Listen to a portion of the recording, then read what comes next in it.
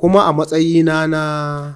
dan hamayyarsu tunda na ware ka zama dan hamayya kware kuwa a matsayina na dan hamayya kana ji a matsayina na dan hamayya sai naga cewa duk duniya ba kalmar da tafi musu ciwo irin falle ɗayan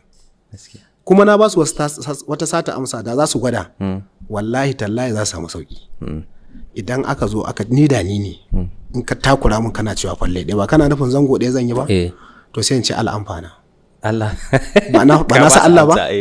in ka san ina cewa Allah amfana Allah ya amfana wannan din to shi mai fadan zai dan ce to wannan ma ka ba su aiki na falle din nan an har yanzu an kasa samu wanda zai baka abu wani naji wani dan jarida ya ce wai mun yi hira da shi wani malami ya zo yana cewa wani malami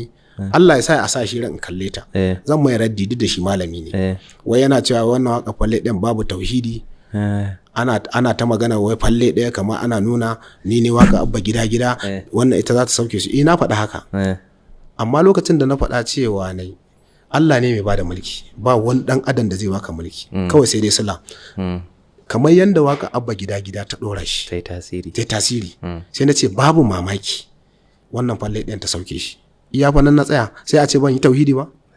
ai ba tuwa ne na ce wai dole ba cewa ne ba mamaki in hakan ya faru kuma a waka ta a ƙarshe ai na ce insha Allah